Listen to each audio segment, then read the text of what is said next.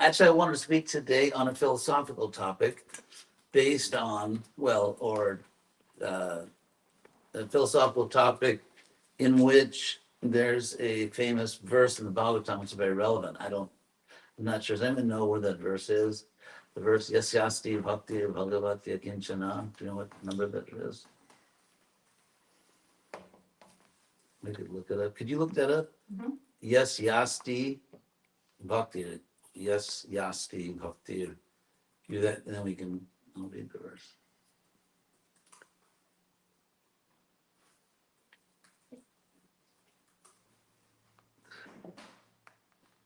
Find it? Please, Sresti Bhakti Bhagavati Kinchana. Yeah. It's Madhya Lila. Well, actually, no, it's quoted in Majjhili, but it's a Bhagavatam verse. That's okay. You can bring me it as it 5:18:12. 5:18:12. So reading the fifth canto.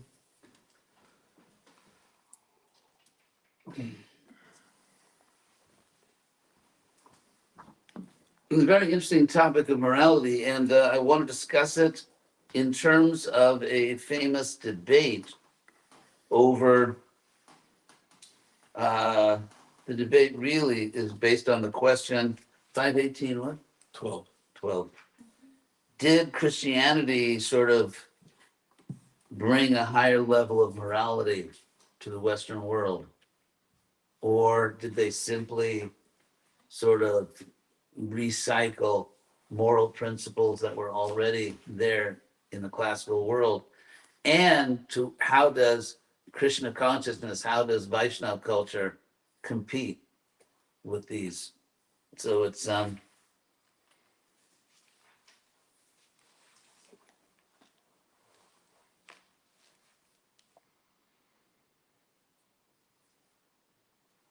so the verse is Yasyasti bhaktir bhagavatya kinchana sarvar gunais tatra samasate sura harava bhaktasya kuto maharguna manoratena asati dhavato vihi. So Prabhupada's translation is all the demigods and their exalted qualities such as religion, knowledge, and renunciation. As Prabhupada said, he often put the purports in the verse. So this, I mean, you'll see the translation is much longer than the Sanskrit. So then we'll go into it and see where it's all coming from. All the demigods and their exalted qualities, such as religion, knowledge, and renunciation, become manifest in the body of one who has developed unalloyed devotion for the Supreme Personality of Godhead, Vasudeva. On the other hand, a person devoid of devotional service and engaged in material qualities has no good material activities, has no good qualities. Even if he is adept at the practice of mystic yoga or the honest endeavor of maintaining his family and relatives, he must be driven by his own mental speculations and must engage in the service of the Lord's external energy. How can there be any good qualities in such a man? So I'm going to look at the Sanskrit now very closely and see what this verse says literally. I mean, Prabhupada gives a literal translation, but there's a lot of purport also. So the verse says is Yasyasti, one who has bhakti, bhagavati, unto the Lord. In Sanskrit, the way they don't have a verb like I have, you have. They say of whom there is. That's how they do the possessive in Sanskrit. So yasya, of whom asti there is, bhakti, devotion, bhagavati, unto the Lord. And then here's the key word, a kinchana. Kinchana in Sanskrit literally means something. And so akinchana means nothing. The way you say nothing in Sanskrit is just you put the negative prefix in front of the word something. So akinchana means nothing. So jasyasti bhakti or bhagavati akinchana. So akinchana bhakti means devotion, bhakti in which there is nothing else. In other words, there's no material desire, there's no speculation, it's just bhakti. And another way of saying sort of the exact same thing was ananya bhakti. Anya means something else. And so ananya means nothing else. So ananya bhakti, bhakti in which there's nothing else but bhakti. So that's one of the ways, one of the, Hare Krishna, that's one of the common ways in Sanskrit that they express the idea of pure devotional service. So, yasyasti bhaktir bhagavati kinchana sarvair gunais tatra samasate sura. Interesting. It probably translates that that all the exalted qualities are in such a person who has pure devotion. So what it literally says is that that even the suras, the godly persons resemble that person with all qualities. In other words, the person has all the good qualities of a saintly person or a higher being. Jasyasti bhakti or bhagavati kinchana sarvair gunais, with all quality, good quality. Tatra samasate sura. And then it says harab abhaktasya. So of an abhakta. You have that verse? You're looking for that verse? Yeah, I was looking for the verse. Okay, it's 5:18:12. Okay, thanks. So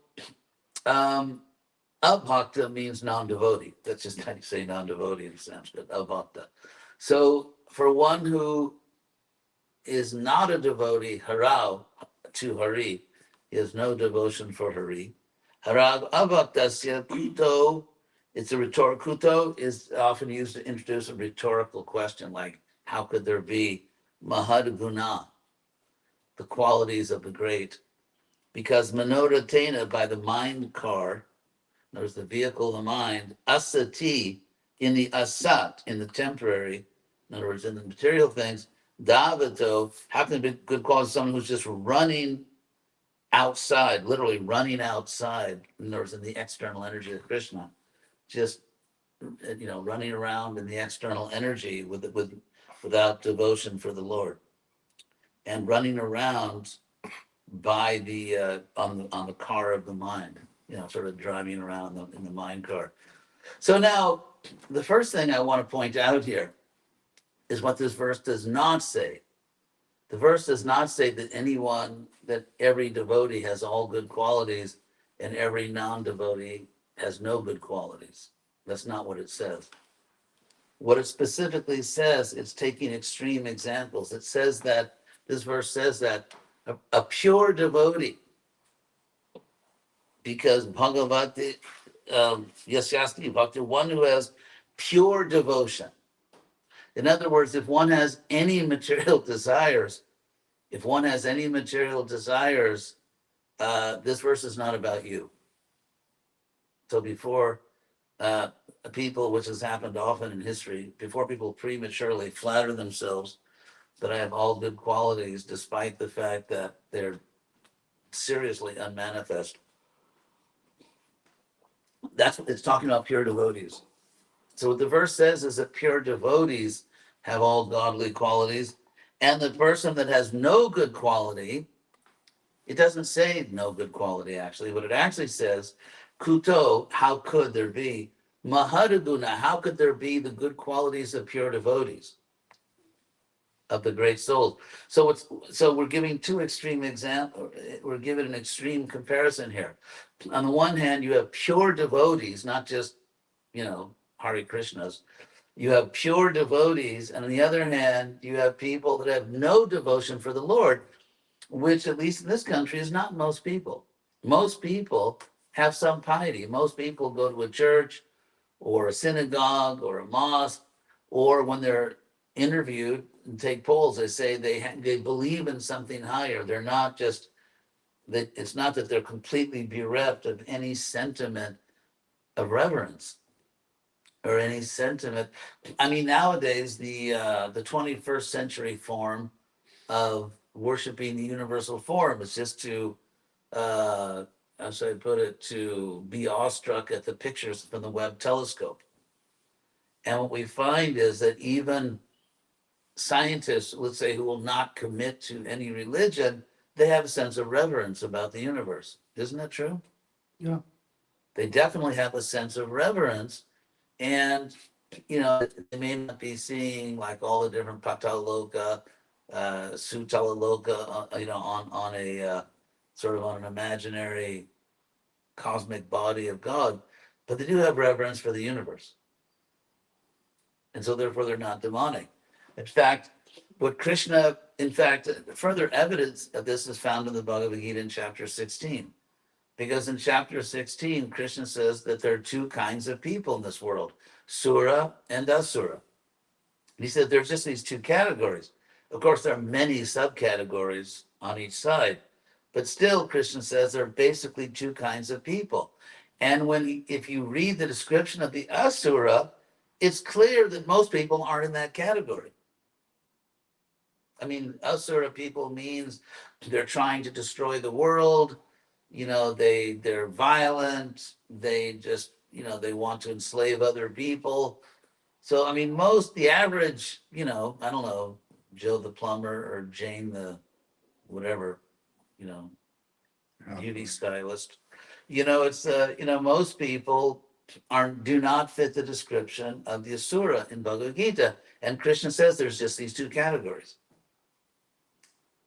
So, I mean, there's little hints, even like the fact that one of the most common expressions in modern culture is OMG, oh my God, which I take to be, sort of as a cultural anthropologist, significant.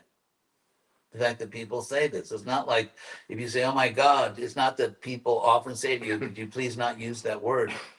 But that's what demons actually do. They actually don't like the word. And so that's the contrast. So I think it's been a very dangerous mistake, I think. Whoops, I promised I wouldn't do this. Okay, let's put this hypothetical. What is that? It's like the camel and the scorpion, right? No, I'll do it. I'll do this nicely. I think it's been very dangerous in all religions. The idea that if I'm saved or if I'm a devotee or however they say it in different religions, that the bad things I'm doing are really not that bad because I belong to the privileged group. And that's a human tendency, which we see everywhere. So now what I want to do is I just watched a debate this morning, or most of it, which is very interesting. And I want to first explain the debate, and which is a big debate. It's about civilization formation, you can say, or where morality comes from, and then see how it applies to Vaishnavism. The debate is, a claim is made. Christians make the claim, at least those who are learned, obviously not the majority in any religion, but Christians have often, just skirting around it, Christians have made the claim that despite all the historical problems, that basically Western morality can be attributed to Christianity. It's Christianity that really brought into Western civilization some of our basic moral principles. And so one of their, let's say, strongest, or one of their most common arguments is that and of course, to understand that, you have to look at pre-Christian Europe. Pre-Christian Europe, was, of course, had Greco-Roman culture. And so if you look at that, in Greco-Roman civilization, slavery was very normal. In fact, slavery was completely normal everywhere in the world except India, interestingly. Although they certainly had servitude, they certainly had people who were servants. But for example, in Roman civilization, despite their advancement, if you look at the writings of Marcus Aurelius, a Roman emperor who was also a Stoic and philosopher, and talks about moral principles and everything. But in Roman civilization, they had the principle of patri familias, father of the family. So the father had, basically control over the family, power of life and death. And certainly slave owners had sexual privileges with slaves. That was normal. And there were all kinds of things there were certain things like slavery, which was widespread, like, and all that went with it, which we would say, well, in that sense, in Christianity, they did away with this. But the problem is not really.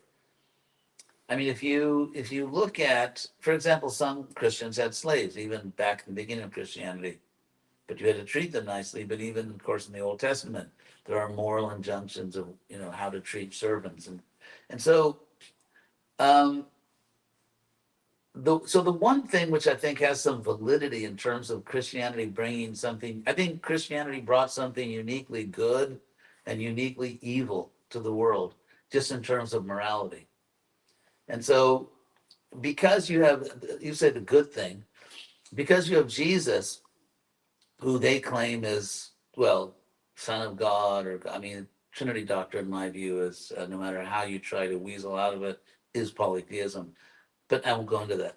But if you look at Jesus as like the suffering servant of God, in fact, early Christians tried to prove that Jesus was predicted in the Old Testament because there are passages in the Old Testament, the suffering servant. In any case, crucifixion was the worst way the Romans could execute you, and there was a lot of execution. The nicest way, which they reserved for sort of higher class people who cooperated and didn't force the Romans, the government, to spend money and go through a trial. So if you cooperated, there would be assisted suicide. That was the high class, respectable way. Because let's say you were opposing the government, or you just did something that was just you really crossed the line. The government would send you a little note. I think it's time to go now. And there was a whole industry. There was a whole class of doctors, sort of medical practitioners, who would come to your house, and they would sort of walk you through an assisted suicide, which would be relatively painless and all that. In fact, if you cooperated with the government and did this assisted suicide, then your family inherited all your property. If you didn't do that and you forced the government to chase you down and kill you, then your family got nothing. Your family, when you died, would be destitute. So there were strong incentives to cooperate with this program of assisted suicide. In any case, so there were other ways. Of course, the Romans, they were creative about capital punishment, but the worst way was crucifixion. And because I mean, I won't go into the gory details, but it was very painful, and it was just a really bad way to die. And it was reserved actually for low class people, criminals, thieves, and just so it was it became a public spectacle. So this idea that the highest person, the Son of God or God, depending on how loose you are with monotheism, the idea that this divine figure subjected himself even voluntarily to die in the most horrible way, and to become socially, in terms of in terms of the social values and mores of the Roman Empire, to be exhibited to the public as the lowest person. It's the idea is in Christianity, it's sort of spawned this whole moral idea that even the lowest person in society has to be given rights, has to be given respect, has to be honored, even the lowest person, because even the lowest person is still can be part of, well, they wouldn't say part of God, that's they wouldn't understand that. Or somehow someone that about for whom God demands certain respect. And so, like the Pope, I mean, you see this, for example, when Pope, what's his name, Francis, when he took over, he washed the feet of drug addicts and basically homeless people in Rome, washing their feet. And so this idea of honoring the lowest person, so that you could argue is something that uh, Christianity brought. It had unintended consequences, such as egalitarianism and a sort of a rejection of even legitimate hierarchies in society. But that's another issue. So, so on the other hand, and this is the point I wanted to make, because even though the Romans, I mean, even the Old Testament, in lots of Greco-Roman literature, there are serious discussions of how to respect other people, because, and the reason for this is that really it comes from the mode of goodness. And in every civilization in history, some people were in the mode of goodness. And the people who are in the mode of goodness, Krishna says in the Bhagavad Gita, let's say 18:20, where he says that someone in the mode of goodness will see the equality of all beings. Will see the equality of all beings, which is within, like beneath the surface. The surface is that everyone's different. Someone's rich, someone's poor, learned, ignorant. So on the surface, people are very different. But beneath the surface, actually, there's a oneness. And this is something which Krishna emphasized in the Gita, not only for human beings. In that sense, he goes far beyond Christian theology, which was sort of crippled in its understanding of all creatures. For example, Thomas Aquinas, the great theologian of the Catholic Church, says that animals have no soul. And you know, I've made the point before that I won't go into the details of, you know, how he sort of gets that from Aristotle, but the consequence is that ironically, you get someone like Aquinas, who of course was just, as they say, baptizing Aristotle, and you find that church doctrine laid the groundwork for materialism, atheistic materialism, because it's actually Aquinas, not the atheist, who comes out with the point that you can have a living being, a living conscious being without a soul. And that's the basic claim of philosophical materialism, that life doesn't come from the soul, life comes from the body, isn't it? That's the basic claim. And even consciousness comes from the body. Consciousness is ultimate material. And that, you know, the father of that view is Aquinas, who says that animals who clearly are conscious, clearly are alive, but have no soul, according to him. Ironically. But anyway, I'm getting a little bit far afield here. You were mentioning the debate. Yeah, so,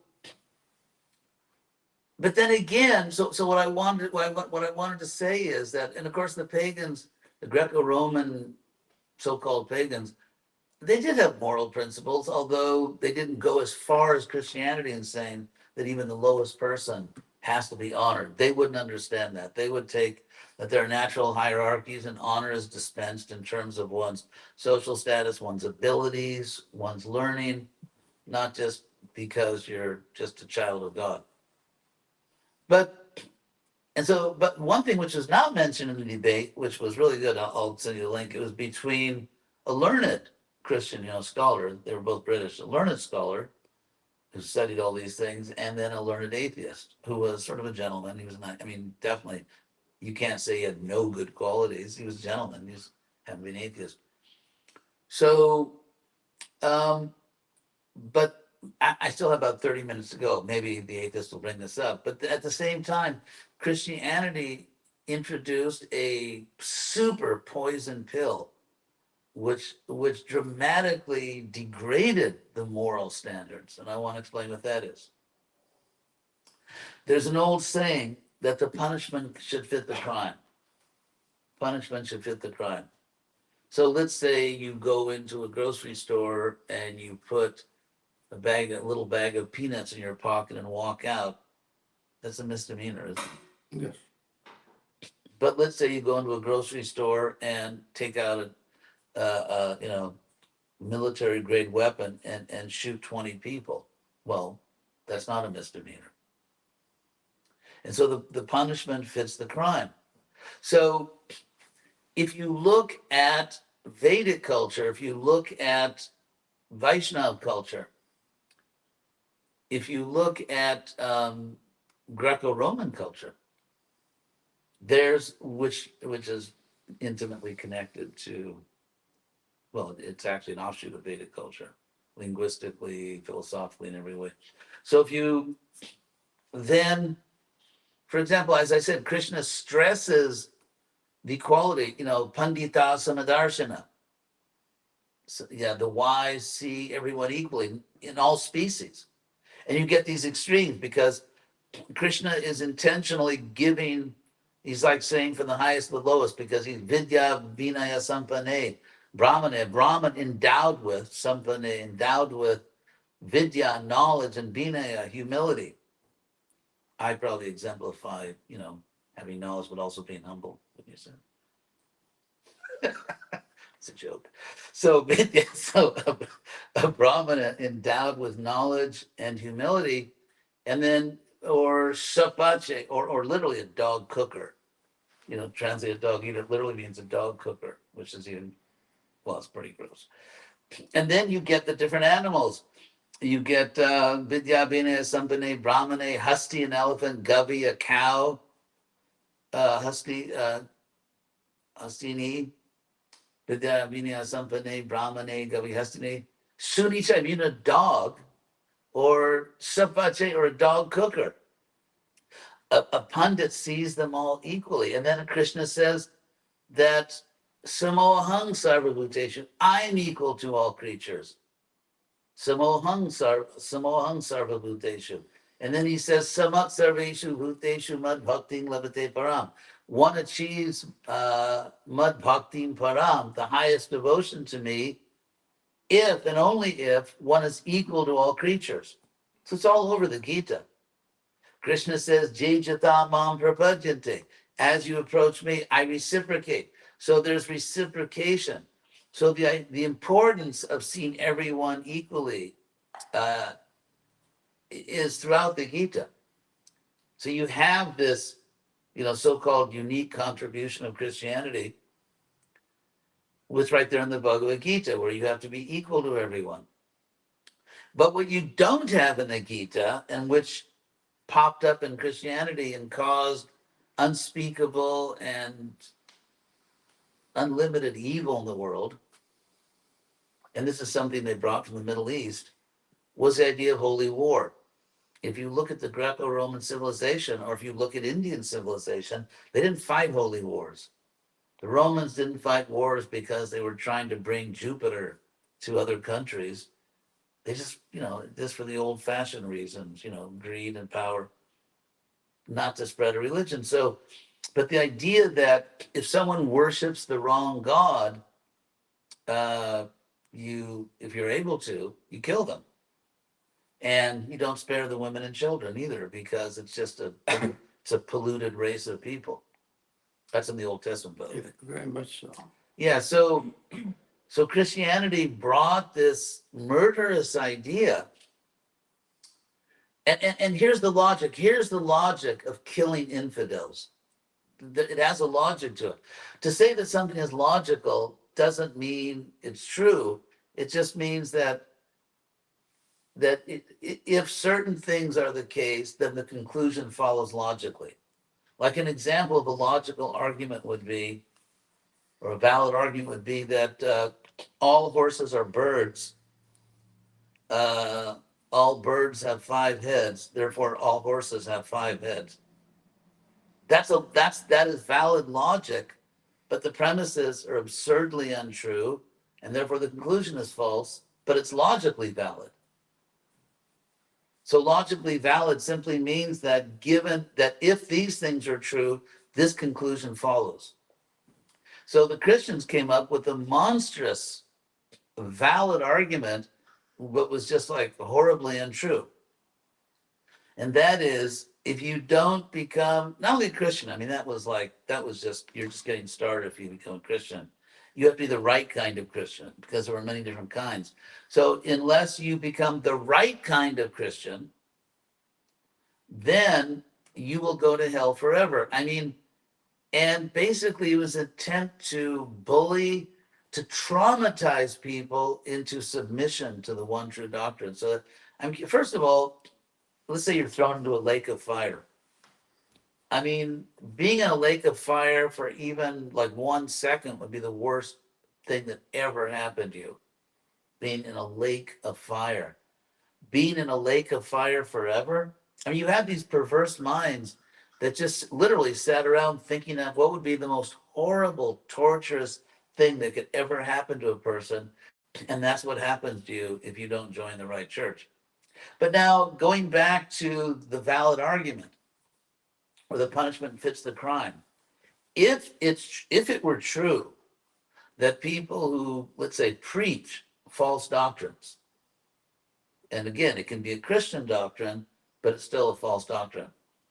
In the center of Oxford, the famous college town, there's a monument to three Oxford professors, theologians, who were burned alive, just sort of getting them ready for the lake of fire, I guess. It was like the, warm up. They were burned alive at the stake in public because they were Protestants and you had to be a Catholic. And so there was a period in English history where you go back and forth. You get like Bloody Mary. You'd get a Catholic monarch who would kill all the Protestants who wouldn't repent, and then you get a Protestant monarch who would, kill some of the Catholics who were. And so, but this is the logic. This is the logic for killing infidels. The logic is that if by their preaching someone is going to lead other people into an eternal horrible hell, then it is your moral obligation to kill that person, or maybe give that person a chance to repent. And if the person doesn't repent, these three Protestant professors that first repented then say, well, no, we're not going to repent, because they actually bought into the whole idea. They thought that they would go to hell forever if they became Catholics. So it's not like, both sides were not like real bright. But in any case, so if someone is preaching, and it's just like, let's say someone was going around a city gathering up innocent people, promising them things, and then throwing them into a bonfire and killing them. I mean, a SWAT team would come out and they would just take the person down. And if the person resisted, they would just kill him. They wouldn't think twice about it. I mean, even think of Columbine High. I mean, it's not that the SWAT team was thinking, well, come on, he's just a kid. No, you take him down. Doesn't matter what his age, you just kill him. And so that's the logic. If this demonic doctrine were true, and I say demonic because if this were true, if God ultimately were being so evil and cruel that God tortured forever otherwise innocent people for relatively minor theological mistakes, even if someone has good intention, someone's intention could be, I want to serve God, I want to love God. Whoops, but you got, questions 17a, you got the wrong answer to that question. Okay, lake of fire. So presenting God as evil is itself an evil doctrine.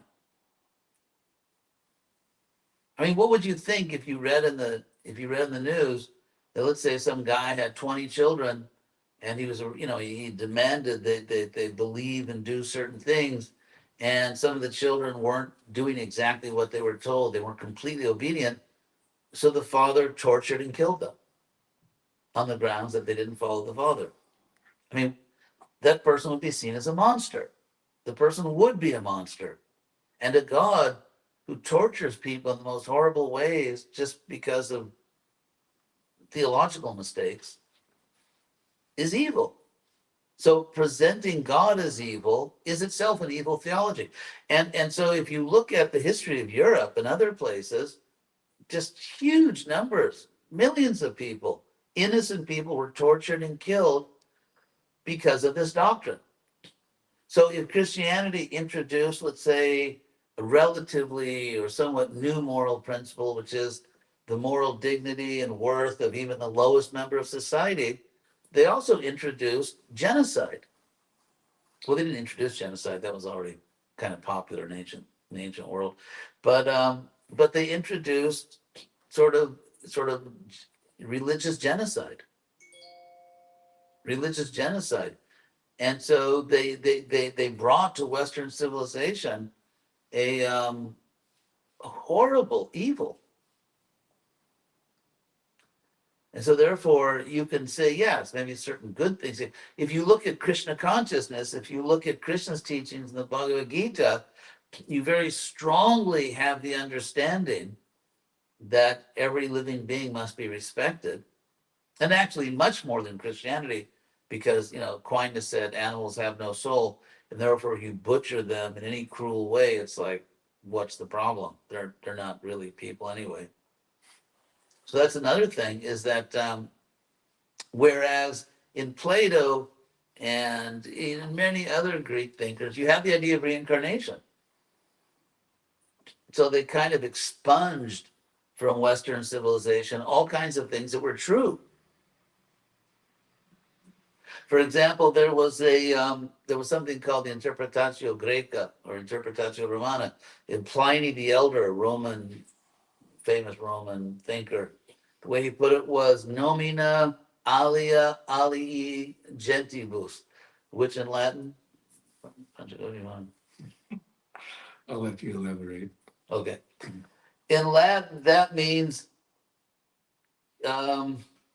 different names for different societies or different people. The idea being there's only one divine power, there's one God or one divine, and different people, different societies use different names. So there's something that's sometimes called religious syncretism. One of the great champions of this idea that we're all worshiping the same God, we're all worshiping the same gods, therefore we can all live in peace together. One of the great champions of this, using the word champion in a more liberal sense, Thank you. no, I'll Circle circle back back to that. yeah, Okay. is one of the great champions is Alexander the Great. From Macedonia. You want to take a bow there? Yeah, and one of his bona fide representatives is here a bunch ago. From Macedonia. From Macedonia, yes. So that's why Alexander, when he was basically conquered the Persian Empire, which was very big, and so he married an Asian princess who was, racially somewhat different, and he had all his generals marry Asian princesses because he wanted to unite the world. He said, it's not a problem, we say Zeus or we say, Hera, and you say this or you say that, but we're all worshiping the same divine power. And of course, the Romans totally embraced this idea. For one thing, because they were just very practical, the Romans, and they understood that you can't rule an empire unless you somehow bring people together. That's why they built roads.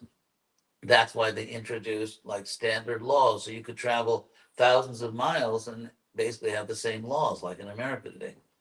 And so the Romans totally embraced this idea that ultimately that's one of the reasons that Christians were unpopular, because this Middle Eastern idea that this is the only true religion, this is the only way, the Romans saw that accurately. I'm not justifying everything the Romans did, but they did see that accurately as a threat to social tranquility. Like this fanatical preaching was just radically offended, insulted, and rejected all the sacred ideas of other people. I mean, the Romans saw this as uncivilized. And so anyway, if you look, I guess ultimately the point I'm making here is that if you look at Krishna conscious culture as Prabhupada presents it, as Shastra presents it, it sort of combines the best of various civilizations. You have very clearly and powerfully in the Bhagavad Gita the notion that every living being, not just poor humans, but animals also, every living being, it goes far beyond actually Christianity, historical Christianity. Even there are Christian vegans and everything, but it goes far beyond historical Christianity in terms of offering respect and dignity and moral consideration to all living things. And yet, it's also not sectarian. It doesn't fight holy wars. Dharma Yuddha, Kurukshetra, Dharma Kshetre, Kurukshetre. The Battle of Kurukshetra is not a holy war. The battle wasn't fought to convert everyone to Vaishnavism. The battle was fought for justice because Duryodhana had usurped the government. He was an illegitimate king and he was persecuting the Pandavas. He refused to honor these eternal moral principles called dharma. So it was about dharma. It wasn't about converting people to a sectarian religion. It was a war for justice. The word dharma, by the way, is also the Sanskrit word for justice. So, and that's what Krishna says, that paritranaya sadhunam, to save good people, vinashaya cha dushkritam, to destroy bad people, and dharma sangstapanartaya, to restore and firmly establish sangstapana dharma. It was a war for justice. It was a war for constitutional government because there were dharma shastras, which is Sanskrit for law books. Because justice ultimately means that you have good laws and people have to follow the laws. People have to follow good laws. That's justice. And so it was actually a war for justice and for legitimate constitutional government. And so you can see, especially in Vaishnava culture, because, for example, it's the Vaishnavas who say anyone can become a Brahmana, not just someone born a certain way. So the Vaishnavas, when they're kind of, behaving properly, which was a lot of the time, the Vaishnavas brought this, really took very seriously the idea anyone can be a Brahman. And Krishna says, don't offer me food in the mode of ignorance. And so you have this universal respect, this universal moral consideration, but you don't have it counteracted by this genocidal religious fanaticism. In fact, in the Mahabharata, it's very much like what the Greeks and Romans thought, that, and that's why you have some like stutis or hymns of praise in the Mahabharata to Indra or to this god or that god, because it's the idea that Krishna can manifest through different channels. But then in the Bhagavatam, you have this powerful statement of monotheism where Indra is humbled, Brahma is humbled. Why? Because the Bhagavatam, why does the Bhagavatam always portray Indra in a sort of in this comical light? Indra's kind of like always doing the wrong thing. Because if you look at the Rig Veda, Indra comes off as this really attractive figure. He's like Thor, and he's like all the great qualities of the Marvel universe into one person. And so therefore, to restore monotheism, Indra and Brahma are seen as not really totally clued in. Like when Brahma tries to test Krishna, and then he becomes completely overwhelmed. So you have powerful monotheism, but it's not a fanatical monotheism. There's a recognition that God can appear in different forms, that different people can represent God in different ways, whether they're devas or humble preachers or whatever. So you have all the liberality and the broad-mindedness of the Interpretatio Greca and Romana.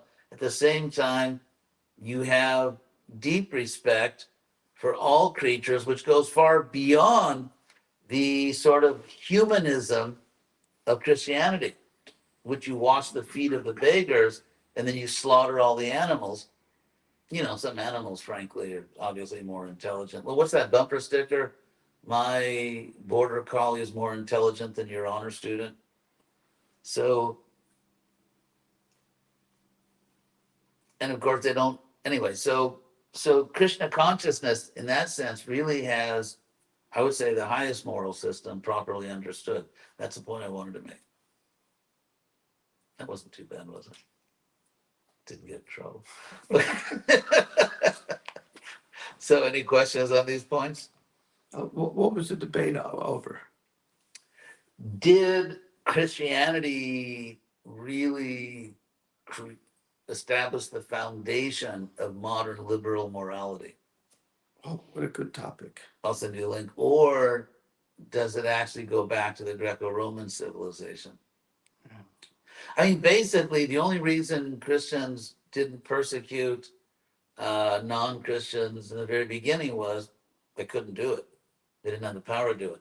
As soon as they were accepted by Constantine, the emperor, in the 300s, he issued an edict. It's very famous. You can look it up. The Edict of Constantine, basically saying that not only is the government going to kill non-Christians, the government is going to kill even Christians who don't have the right theology.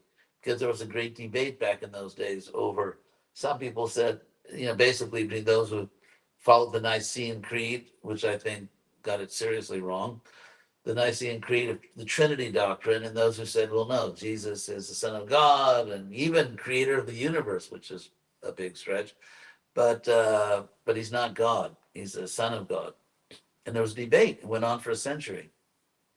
And sometimes the people who were called Arians, because they followed an Italian priest named Arius. And so when the Nicene people, the Trinitarians, finally gained definitive power, were able to either convince or basically kill or banish or something their enemies. Then, because they had this influence of Constantine, he issued an edict saying that anyone that didn't accept a particular version of Christianity would be killed. You just don't find this. I mean, India, the history of India is full of theological debates. I mean, Shankar and Kumarila Bhattu, believe it or not, the Karma Mimamsa people had a very famous intellectuals arguing for their view. And then there were Buddhists in India because Buddhism started there. And of course, the big winners ultimately were the Vaishnavas. But but there were all these debates. There were, heavy debates, and the people were brilliant. I mean, just to even get into the debate, you wouldn't even be allowed into the debate unless you had mastered Sanskrit, which is not easy, mastered logic, you knew all the Shastras. I mean, it was very, very high stakes. You had to be beyond let's say what today would be called a PhD. I mean, you had to be beyond that just academically to even be let in the door to be a debater. And so they had very heavy debates. It's just they didn't murder the people that lost the debate. Yeah, and as you point out, the Old Testament's just as bad. Where the Old Testament is, yeah, definitely the Old Testament literally was a work in progress in the sense that when scholars study the Old Testament, they say you can see the gradual development of the theology, from, let's say, sort of violent tribalism to a more universal doctrine. So, That, I guess, yes, the Bhakti Bhagavat Kinchana. Could we also take it that just like in the fog, you can't see anything, but as the fog dissipates, you start seeing and understanding. So the good qualities are inherent within each and every being. yes. And as they practice their bhakti and their process of clarification and purification, they gradually develop these qualities that may not be fully manifest. Like you said, in the pure devotee is fully manifesting all the good qualities. But someone who's subordinate, couldn't they also have some of these good qualities? Well, there's some qualities. Not to the level of is being described by the Bhagavatam as fully, and also those who are demonic are covered over and their qualities are not manifested. Yeah, but they have the qualities. That's interesting because there was this big debate. It's really interesting. I'm studying scholasticism, which is basically around the 1200s, 1300s. They had these when they developed these very, very powerful universities in the late Middle Ages, and you had this debate between the Franciscans and the Dominicans. It was very interesting, sort of relevant to us. The Franciscans were saying that, well, they were basically all you need is love. They were like the proto Beatles. But anyway, the Franciscans said that we have this pure God consciousness in us.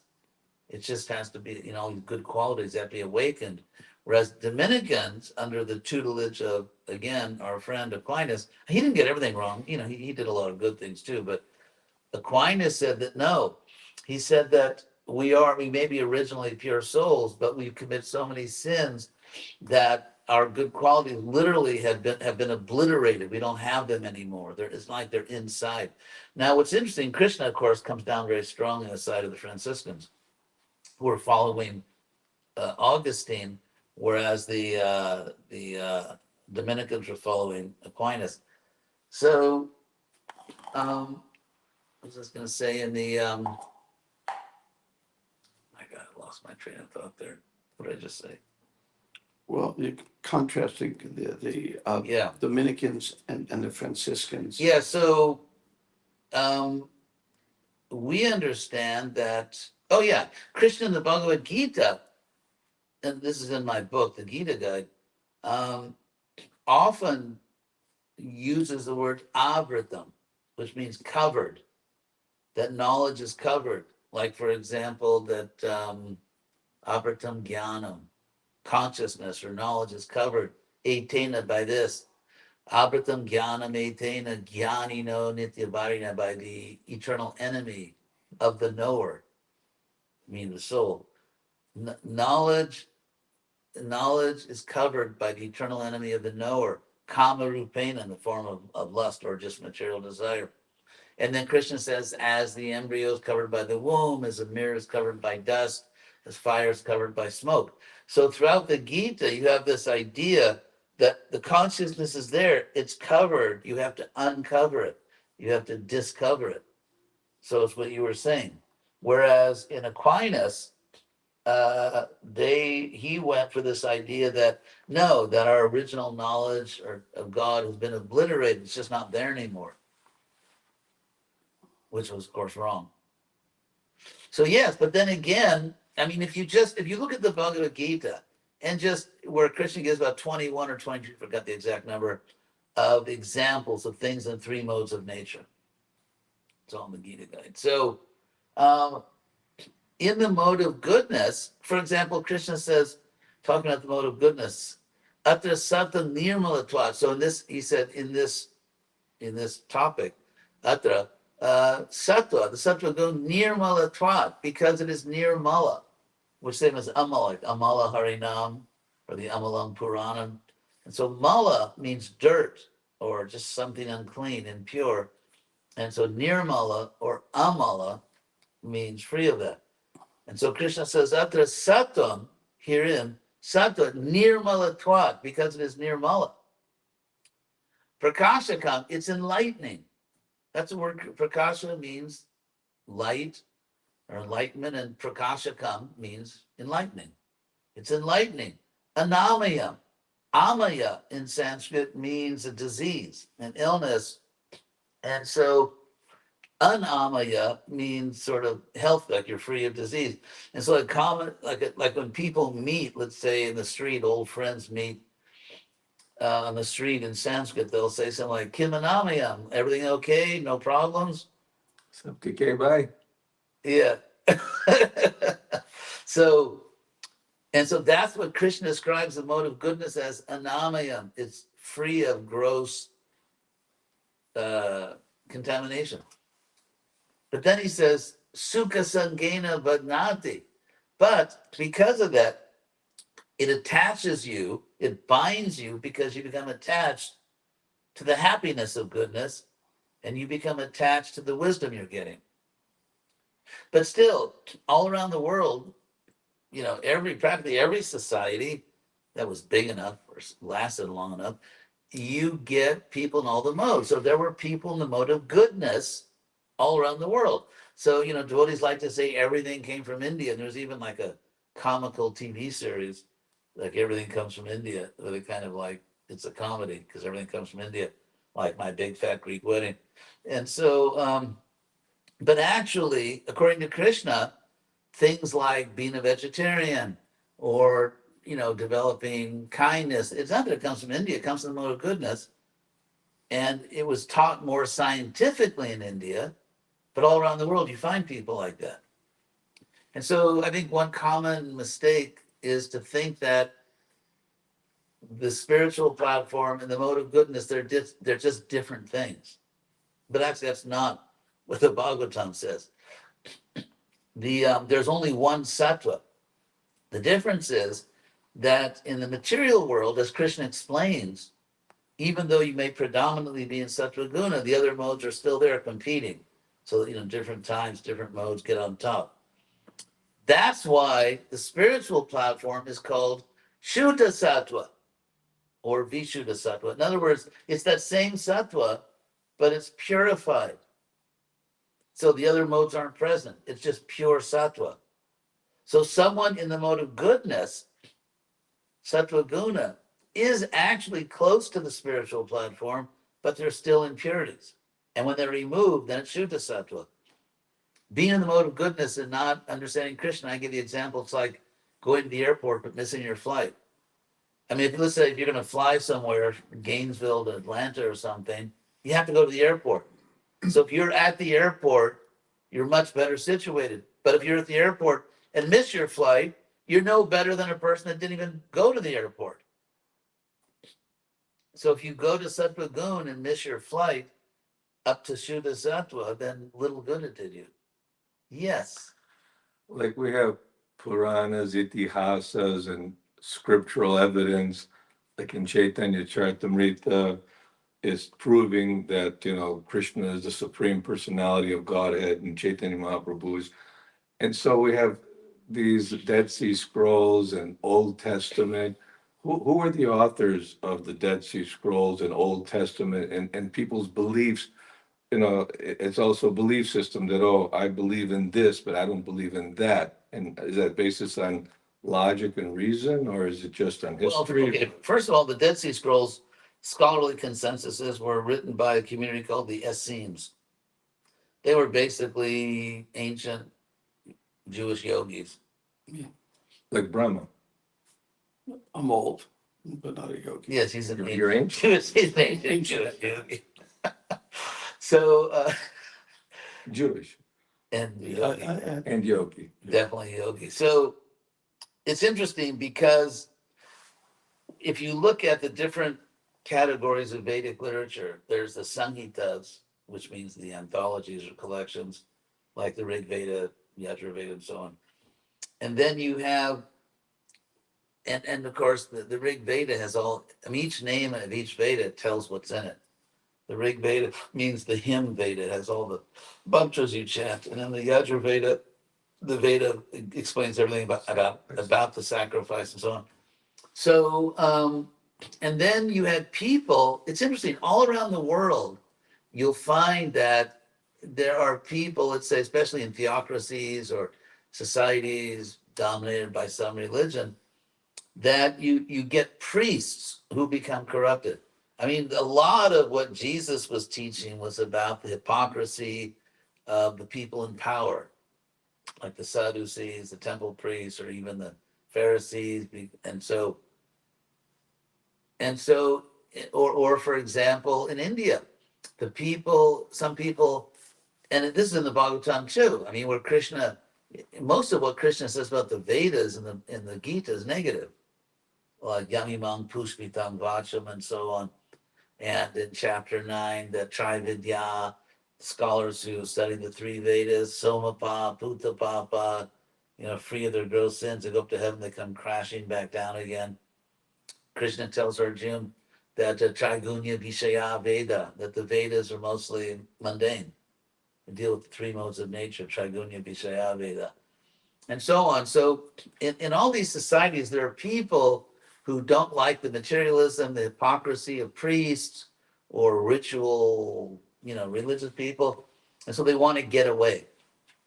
Now in India, there were two places where you would get away. One was the Himalayan mountains, the yogis went up there, and the other place was the deep forest. And what we find is if you're up in the mountains where it's freezing cold a lot of the year, it's they didn't produce so much of the literature. The one great exception is Vyas, who was, not too high in the mountain, a few thousand feet up, 3,000 feet up. Badrinath. Yeah.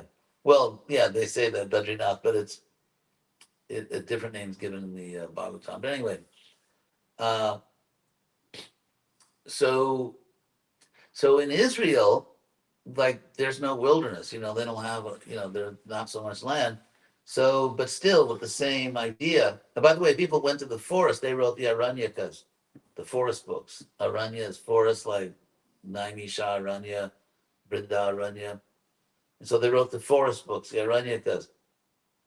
And so in Israel, the people sort of that same impulse to get away from the corrupt cities and everything, they went to the Dead Sea. Because, who in their right mind would want to live? Who were the authors? Is there some? Essenes, yes. The Essenes. It was a religious community that they left Jerusalem, the city of David, because they felt there was too much corruption. So they went out to the wilderness and sort of lived these very regulated lives with their sadhana. And they wrote books, which are the Dead Sea Scrolls. In the Old Testament? Was What? the Old Testament similar? Or? No, the Old Testament was the Old Testament. A lot of it is sort of history, just sort of recording the history of the Jewish people, and then giving laws, Deuteronomy, Leviticus, and there's some of the most beautiful poetry I think ever written, which is the Psalms. Mhm. The Lord is my shepherd; I shall not want, and so on. So yeah, there are different categories of literature in the Old Testament, but how do we get into that? I was just asking about Yeah. the histories and people's faith and belief in their own, and they reject others, faith and belief in one sense. But you get that when you have tribal societies because of the climate and because of the climate and desert and a lot of mountains. Although you do have the Fertile Crescent in Iraq where you could have great civilization, but a lot of the Middle East was tribal, and it still is. It still is. And so what these people did is they created a tribal monotheism. My God can beat up your God, and if you don't worship the right God, because this idea where someone doesn't worship the right God, we kill you. That's tribal. That's tribalism. And so there's actually tribal monotheism, and there's philosophical monotheism. If you look at the Greco-Roman world, people like Plato or other people, there's a philosophical monotheism. Philosophy you can share. Tribalism means either you join our tribe or we kill you. So the Middle East sent to Europe tribal monotheism. Maybe you can go back to Charlemagne, which means Charles the Great, around the year 1800 when he was crowned at the Vatican, the Holy Roman Emperor. And basically, to reunite Europe, if you didn't accept his brand of Christianity, I mean, especially if you were just like some Saxon pagan worshiping little mortars or stuff, that basically, you had to be killed. And so the Holy Roman Empire was unified by killing everyone that didn't accept the one true religion. And so you have Constantine, you have Charlemagne, you have the almost like unimaginably cruel and horrible wars like the 30 Years' War, 1648, between Protestants, ostensibly between Protestants and Catholics, just unimaginably horrible, cruel wars. And so you have this history, you have the Inquisitions, you have the Crusades. So what happened is that religions coming out of the Middle East, especially Christianity and then Islam, they brought to the world this notion of that you spread your faith by killing people that don't agree with you, which was never an idea.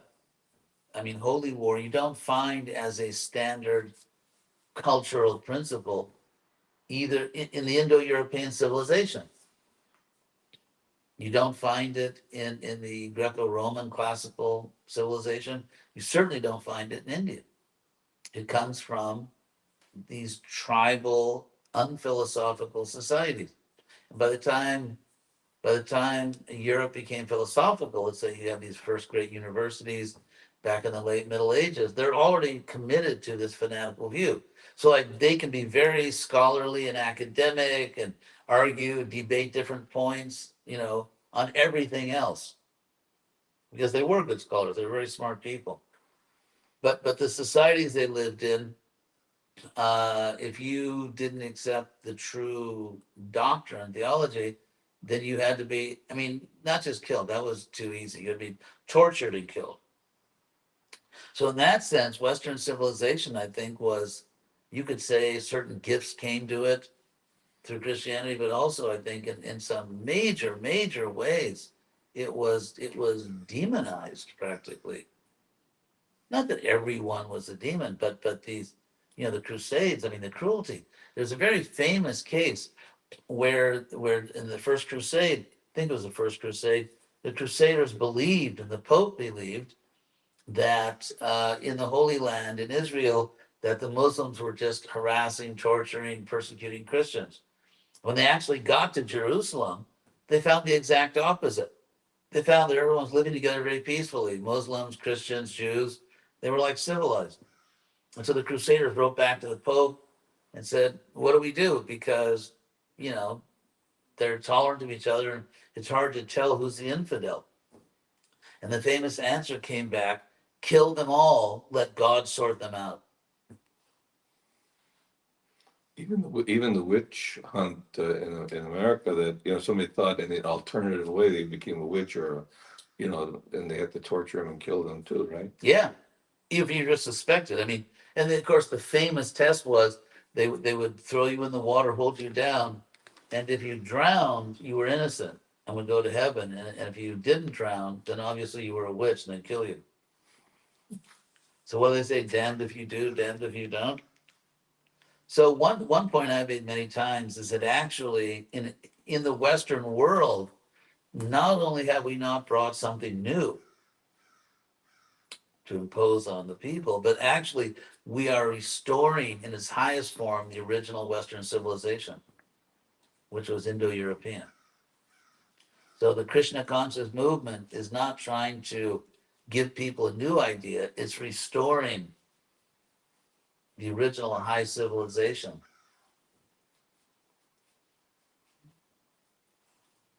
Okay, I'll stop here, and because you didn't argue, give you breakfast. Srila Prabhupada ki jai.